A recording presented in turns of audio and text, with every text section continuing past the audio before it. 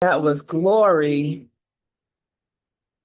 by John Legend and Common. And it was from the movie Zelma about the march across that famous bridge led by Reverend Dr. Martin Luther King. And I felt this song was so appropriate for today because our topic is mobilizing anger, mobilizing anger.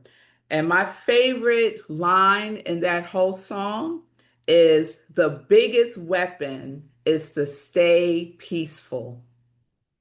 The biggest weapon is to stay peaceful, which isn't always easy to do, right? So that's where we're going today. And as Jan has beautifully prepared us for today's talk with her meditation and her opening prayer, and reminding us that we are open at the top. Yes, that is our annual theme, and that is the basis of Science of Mind, being open at the top. So we continue with our August theme, the fear and the furious, exploring the significance of fear and fury, anger in our spiritual development. So I just want to recap a little bit this month and this journey that we've been on. So we started with anger as a force for change. And we were reminded that anger is not the enemy, it's energy. It's not the enemy, it's energy. So when guided by love, that same energy can become a force for healing and transformation. And then we used some of the lessons from the franchise, The Fast and the Furious, and explored fear through the lens of fierce clarity. Fear becomes a compass. And one of the things that I use to illustrate that is that fear is not a red light. Fear is a flashlight, right? It's something that illuminates something that we need to see that maybe previously we did not see. And it reveals the next step that we can take, right? It doesn't reveal the whole journey, but it reveals and illuminates the next step so that we can keep moving forward. So clarity is born the moment what if meets what is truth. What if meets what is truth. And then last week, Chris invited us to consider what it means to be in the presence of fear and to recognize that feeling fear is not a spiritual failure. So sometimes we think when we feel fear or anger that somehow we have failed. We have not, right? It's just another feeling, right? So we could stand in the presence of what feels like fear or anger without allowing it to control us. It is not who we are. I feel anger. I feel fear. It is not who I am. It is not who you are. So today we're taking another step because eventually we have to decide what are we going to do with what we feel? What are we going to do with the anger? What are we going to do with the furious? What are we going to do with the fear? So our topic today is mobilizing fear. And I want to begin with this idea that anger tells us what we care about. Just think about that. Anger tells us what we care about. If we didn't have some response to something, we wouldn't really care about it. So I really tune in when I'm triggered because there might be something here that I care about. So let me pay attention. And love tells us what to do about it. And our gifts give love a way to move. So when we think about it, possibly beneath our anger about injustice is often the love of justice. Beneath our anger about inequality is a love for fairness and justice or dignity. And beneath our anger, when someone we love is mistreated, can be loving kindness. Beneath our anger about what is happening in our communities, in our world, in this country, may be a deep love for humanity and a vision of what we believe is possible. Because anger can tell us what we care about. Love tells us what to do about it, and our gifts gives love a way to move. So perhaps the spiritual question, if we take this deeper, isn't simply why am I angry? Maybe the deeper question is what does my anger reveal about what I love? What does my anger reveal about what I love? And once I know what I love, what gift do I have that love can use? What gift do I have that love can use? Because each of us has something. Each of us has something.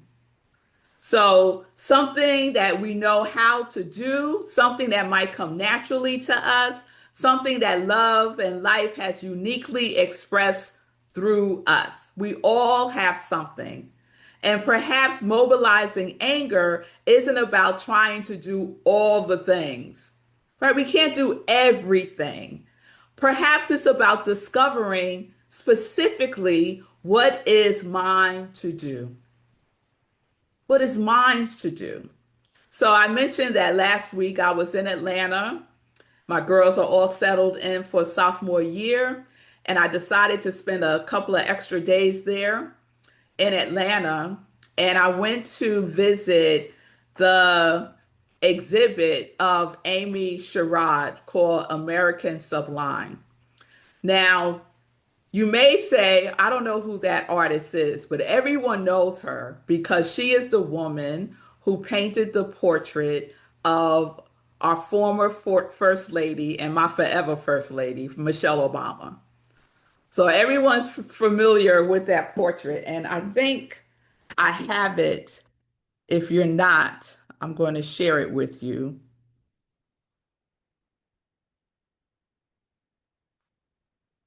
Here it is.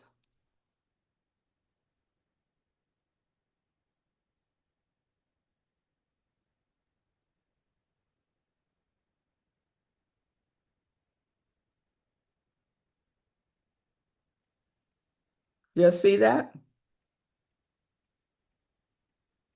Thumbs up. Okay, thank you. So that is the portrait that Amy Sherrod painted of Michelle Obama, and that's me looking at it. And Aria captured this picture. It's extraordinary. It's an extraordinary piece of art that she captured. Now, what I wasn't expecting there was another piece of art that she did. And maybe you're not aware that she did this piece of work as well. And I'm going to pull that up for you to see.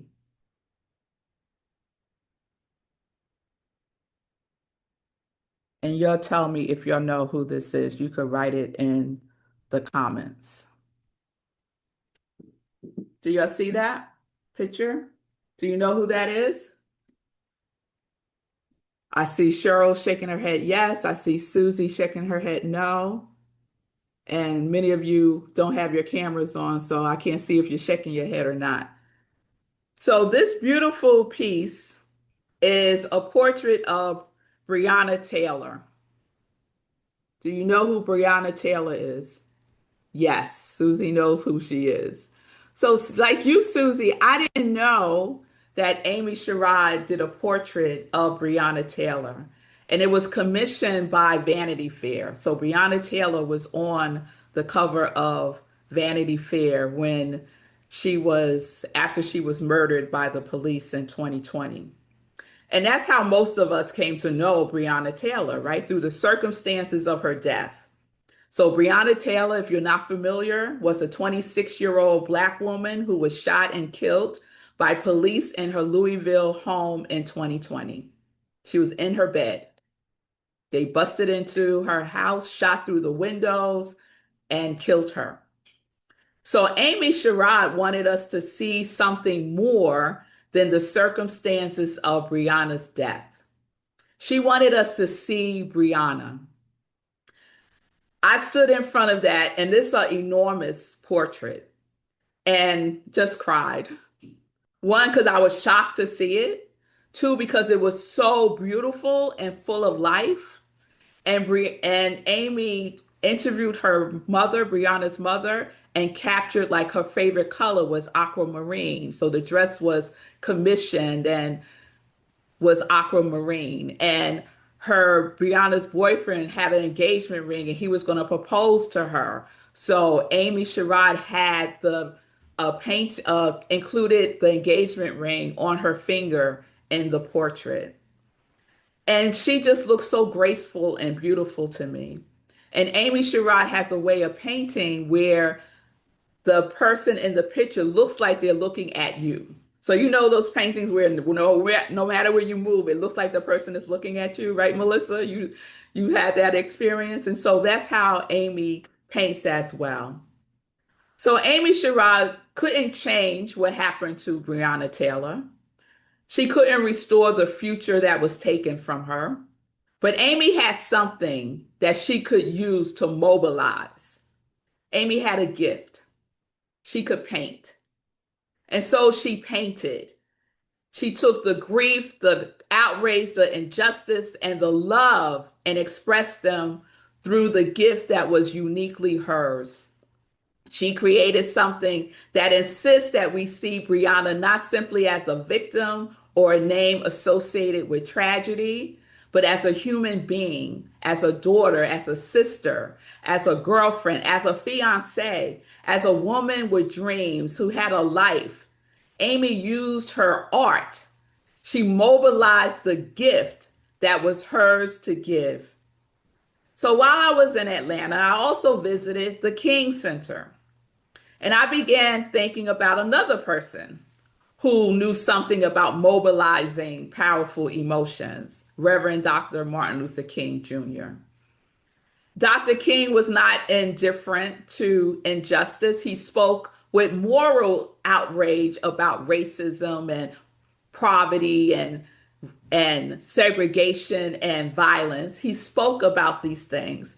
And there's a really famous speech called The Other America, where he says, a riot is the language of the unheard. A riot is the language of the unheard. So be clear, he wasn't endorsing violence. He was asking America to pay attention to what anger was saying. What conditions made people feel unheard? What injustice was underneath the unrest? What needed to change? And Dr. King understood something really important, that anger can tell us that something is wrong, but anger alone cannot tell us how to make it right. That requires consciousness, love consciousness, oneness consciousness, cosmic consciousness. That requires intentionality. That requires the powerful force of love. And that is what Reverend Dr. Martin Luther King was. He was a champion for the power of love. And it requires us to ask, what do I have that can serve this moment? Dr. King had something. He had a voice. He had leadership. He had courage. He had an extraordinary ability to communicate and mobilize people around a vision of what is possible. And he used his gifts. He preached, he organized, he marched, he challenged, he spoke.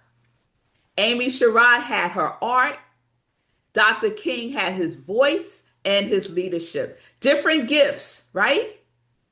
Different gifts, different expressions, but both put what was theirs in service to something they loved. So that caused me to think about myself, right? Because we think about Gandhi and Reverend Dr. Martin Luther King, and we think about people who have the gift of painting, and these things stir us up, right? But what about me? What about you? What's mine? What's yours? So I thought about what is the gift that is mine that I uniquely bring? And for me, it's joy. It's joy. Joy is my ministry. Joy is a part of who I am and how I have been called to show up in the world. I believe in the transformative power of joy.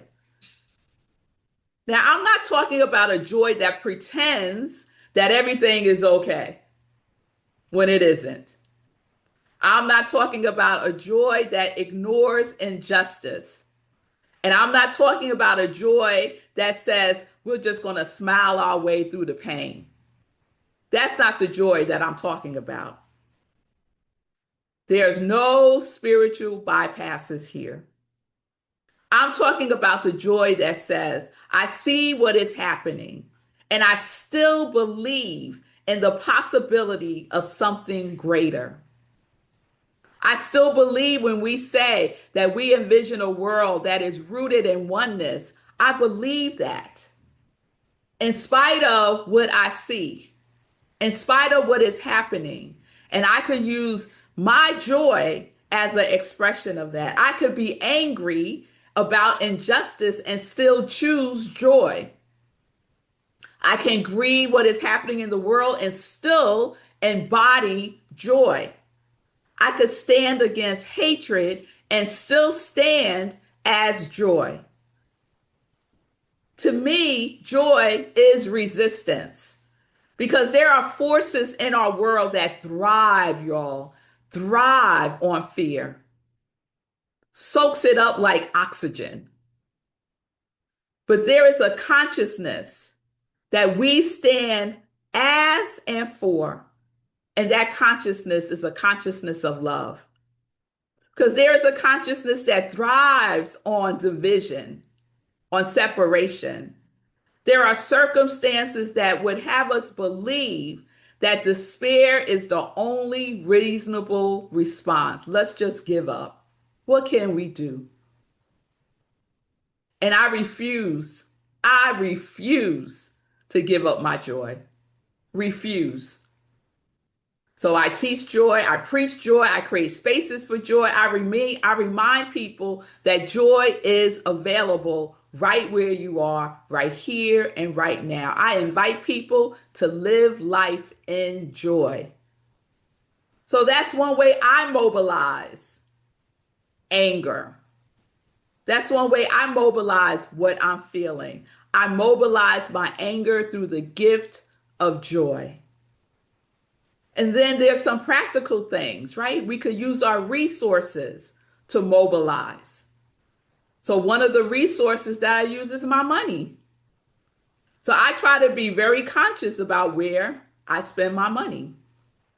When I can, I intentionally support businesses, organizations, and people whose values align with mine. The values of love, of oneness, of community, of inclusion, and support Black and Brown communities. Because my money has a voice, especially in a capitalistic society. So every dollar supports something. Every dollar I spend participates in something. So I want the voice of my money to align with the vibration of my values. So joy is one of my gifts, money is one of my resources, and both can be mobilized. And here's what's important. Your gift doesn't have to look like my gift. Just like my gift doesn't look like Amy Sherald's or Reverend Dr. Martin Luther King. Because guess what, y'all? We don't need another Amy Sherald. We don't need another Reverend Dr. Martin Luther King. We don't need another Rev Melissa. What we need is you. Each and every one of you to show up as your gift. We need the gift that life has uniquely expressed as you. So the question isn't, why aren't I doing what they're doing? That's not my gift. That's not my divine assignment. The question is, what is mine to do? What is yours to do? Maybe your gift is music or writing. Maybe your gift is your vocation, your ability to teach or organize or nurture. Maybe your gift is gardening, listening. Maybe your gift is the ability to advocate. Maybe your gift is your ability to make people laugh. Maybe your ability is to bring people together. And then the resources that we have, right? We all have resources that we can use to mobilize our vote, our money, our time, our generosity, our relationships, our influence. Your gifts are who you are. Your resources are what you have. So mobilize both because love can use both. So whatever is yours, use it. We started the service with Use Me by Ricky Byers. So let us be used to mobilize love. Our Science of Mind teachings is about the transformative power of love. We can change our lives. We can change the world. And we remember that love rules through what? What does love rule through? Love rules through love. Love rules through law. Ernest Holmes writes in the Science of Mind text, love is the divine givingness. Law is the way. Love is the divine givingness. Law is the way. Love points the way and law makes the way possible. So we teach in Science of Mind, religious science, new thought, love and law. Love points us towards the matter, and love gives us that vision, right? The possibility. Love says, this is what matters to me. So anger may say something is out of alignment. Something ain't right here. And then the law asks, what are you going to do about it? Because it's not enough to just notice that something is out of alignment. What are you going to do about it? Because love without expression remains intention. So we could set intentions all day, all night, but if there is no action, then it is not going to blossom. Just like a seed, you can hold a seed in your hand all you want.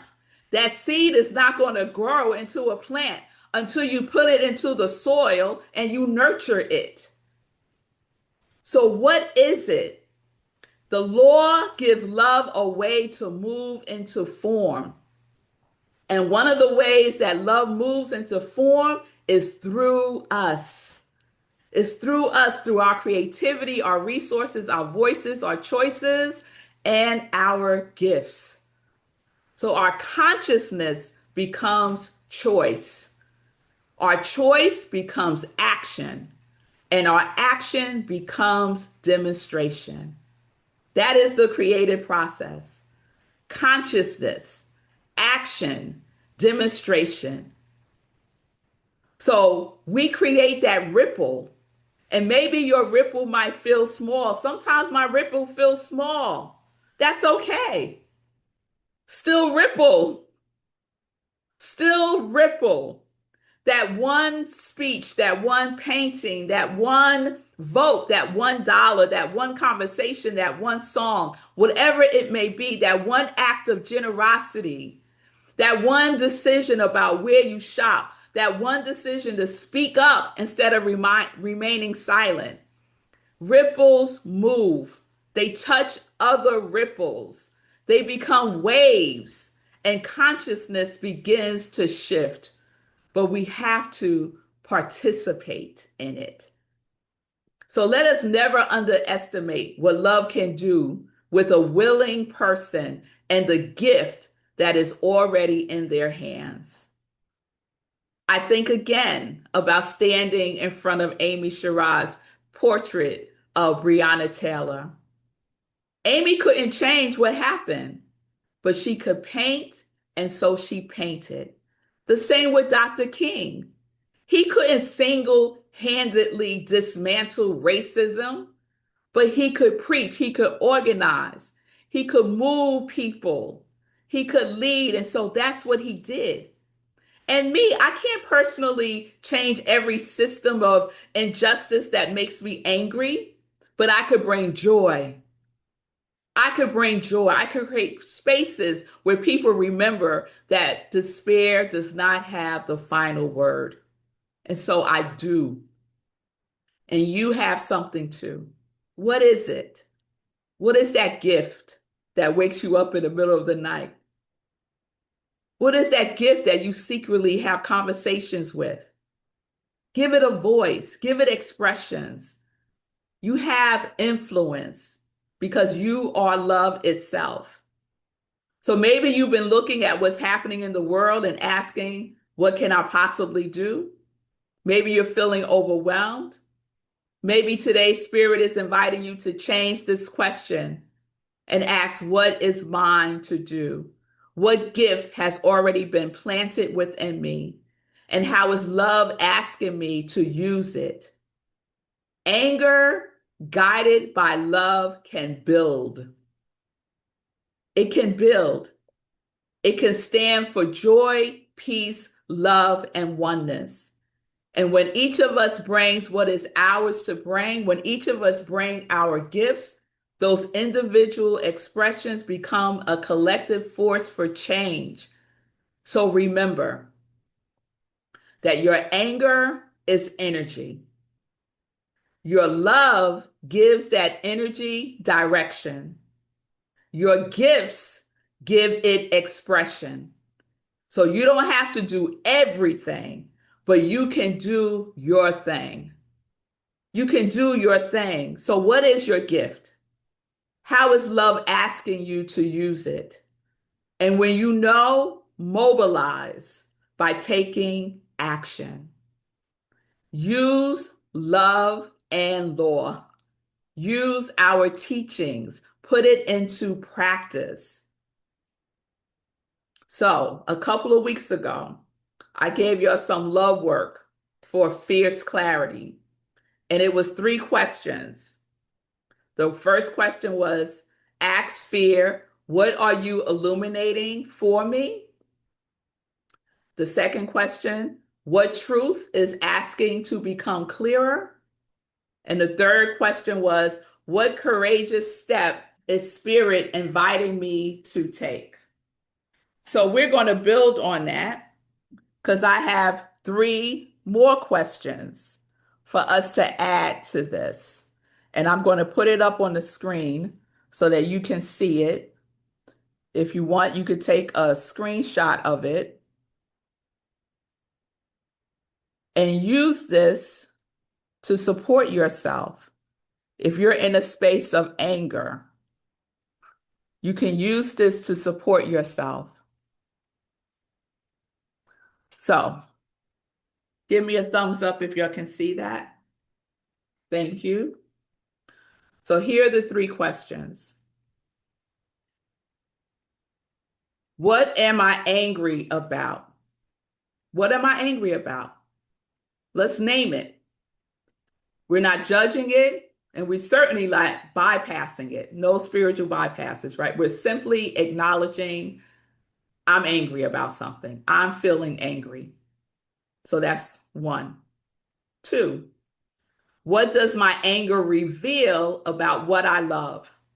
So what value, what person, what community, what possibility or vision matters deeply to me? Your anger might be revealing, I'm angry about injustice. It reveals that I love justice. I love dignity. I love respect.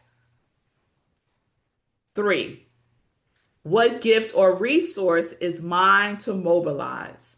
So what is one action I can take using something that I already have? My voice, my creativity, my time, my money. It could be your influence, your vocation, your compassion, your joy. It's a gift. You have it. I promise you, you do. So, what gift or resource is yours to mobilize? And then complete this question, this sentence. And I gave you an example here.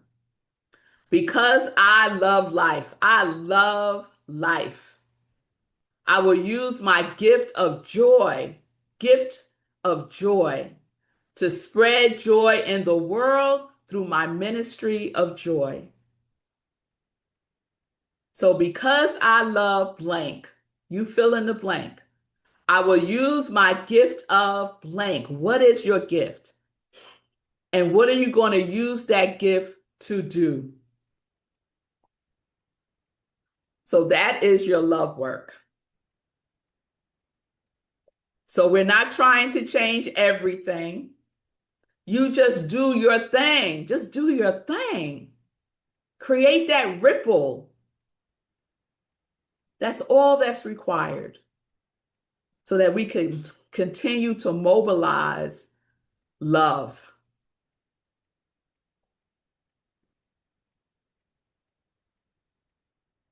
So let's take this and anchor it in affirmative prayer. Let's take a breath in and let it out. So we know that there is one infinite presence, one power, one life, one love that is moving through all creation. It is the power that calls forth justice, the love that recognizes the sacredness of every life. It is the wisdom that knows the way. It is the courage that moves when it is time to move. It is the creativity that finds a way where there sometimes appears to be no way. It is the very presence of God itself. And this presence is right here, right now, expressing as me, as you, as each and every one of us, because there is no separation. The same divine power that has moved through artists and activists, through teachers and healers, through prophets and peacemakers, through mothers and fathers, through ordinary people doing extraordinary things, is moving through us now. And so I declare, use me, Spirit. Use my voice, use my hands, use my feet, use my creativity, use my resources, use my influence, use my joy. Take everything that I am and everything that I have and let it become an instrument of love. So where there is injustice, show me what is mine to do. Where there is division, show me how I can create connection. Where there is despair, let my joy become evidence that despair does not have the final word. Where anger arises within me, I do not deny it. I do not fear it. I listen. I ask, what do I love? What is mine to do? What gift is waiting to be used? And then Spirit gives me the courage to move. I know that I cannot do everything, but I can do my thing. I know that you cannot do everything, but you can do your thing. So let us bring what is ours to do. Let us use what is already in our hearts and in our hands. And I know that when each of us brings our gifts, when each of us rises and raises our voice, when each of us create our ripple, something begins to shift. And that ripple becomes a wave. Individual acts become collective movement. Consciousness changes, love takes form, and a new possibility emerges.